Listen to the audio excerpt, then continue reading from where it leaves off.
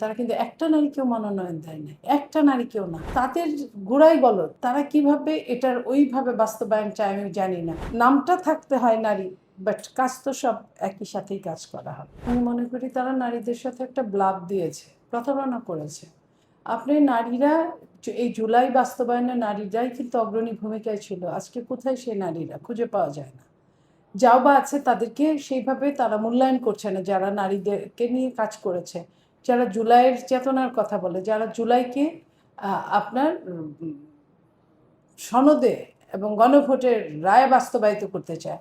তারা আপনি দেখেন যে সংসদে, ত্রয়োদশ সংসদে কথা হয়েছিল যে 5% নারীকে সবাই মিলে এবার নমিনেশন দিবে। যারা এটা নিয়ে আন্দোলন করছে তারা কিন্তু একটা নারীকেও মনোনয়ন দেয় না, একটা নারীকেও না। তো তাদের গোড়াই গলদ। তারা কিভাবে এটার ওইভাবে বাস্তবায়ন চায় আমি জানি না। যে মানুষটা, আমি যদি রাসূলুল্লাহ সাল্লাল্লাহু আলাইহি সাল্লামের ওই হাদিসের কথা মনে করি, যে একটা বাচ্চা বেশি মিষ্টি খায়, মা দিতে পারে না বলে নবীজির কাছে নিয়ে এসেছে। নবীজি বলেছেন 7 দিন পরে আসো। 7 দিনে, কারণ নবীজি নিজে মিষ্টি পছন্দ করতেন। 7 দিনে নিজেকে আগে নিজের নফসটাকে ঠিক করেছেন, তারপরে বাচ্চাকে বলেছেন যে তুমি অত বাবা মিষ্টি খেও না। তো এই জায়গা থেকে যারা নিজেরা নিজেদেরকে অধিকার দিতে জানে না, তারা দেশের অধিকার, আপনার জনগণের অধিকার নিয়ে কিভাবে কাজ করবে, আমার এটা নিয়েই সন্দেহ। বাংলাদেশ জাতীয়তাবাদী দল একটা অনেক বিশাল একটা বড় দল। সেখানে অনেক মানুষ তাদের জায়গায় তারা কাজ করেছে।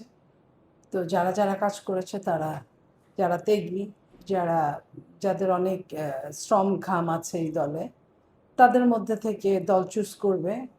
তো আমি মনে করি আমি সর্বোচ্চ দেওয়ার চেষ্টা করেছি, এটা বাংলাদেশবাসী জানে, আপনারা জানেন, তো বাংলাদেশ জাতীয়তাবাদী দলও জানেন। তো এখন দলের ডিসিশন নিবে, দল অনেক কিছু মিলে ডিসিশন নেয়। সেখানে আপনার শ্রম, শিক্ষা, যোগ্যতা, একাডেমিক যোগ্যতা, তারপরে দলের জন্য রিস্ক নেওয়ার যোগ্যতা, এই জিনিসগুলো প্রত্যেকটা জায়গায় চুলচেরা হিসেব করে দল হয়তো বা চিন্তা করবে, ডিসিশন নেবে। সেখানে তো অবশ্যই আমরা আশা করি যে যাদের ত্যাগ অনেক বেশি তারা ঠিকই মূল্যায়িত হবে। এরকম ছিল, মনে হয়েছিল যে একজন দুইজন মনোনয়ন পেলেও তো আমি পাবো নারীদের মধ্যে। যখন পাইনি সেটা তো মেনে নিয়েছি, নিতে হয়, নিয়েছি। তো দল করি, দল তো একটা পরিবার।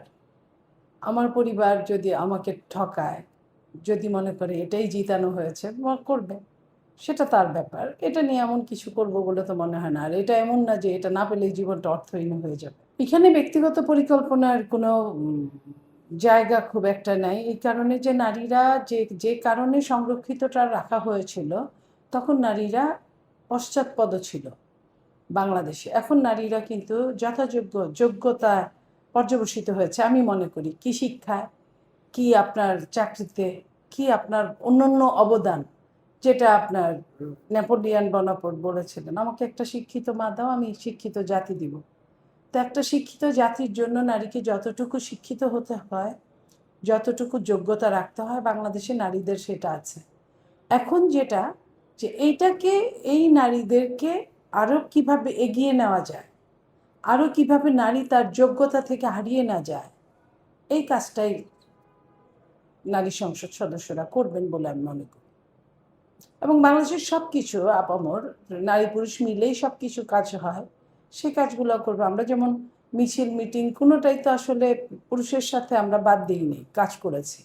এটা ওই রকমই আমার মনে হয় যে নামটা থাকতে হয় নারী, বাট কাজ তো সব একই সাথেই কাজ করা হয়। আমি নারীর অধিকারটা নিয়ে কাজ করতে চাই, এটা নিয়ে আমি বরাবরই কাজ করি। যেমন এলজিআরডি, লোকাল গভর্নমেন্টে নারীরা আপনার তাদের ন্যায্য হিস্যাগুলো, যারা ইলেক্টেড হয় তারা ওইভাবে হিস্যা পায় না, সেই হিস্যাটা যেভাবে পেতে পারে, এবং নারীরা সমস্ত ক্ষেত্রে চাকরি থেকে শুরু করে তার শিক্ষাকে পরবর্তী জীবনে ইমপ্লিমেন্ট করার যে সুযোগটা যেন পায়, সেই ব্যাপারে কাজ করার জন্য সর্বোপরি রাজনীতিতে নারীর ভূমিকায়, নারী যেন তার নির্ধারিত লক্ষ্যে পৌঁছতে পারে, সেটা নিয়ে আমি কাজ করি।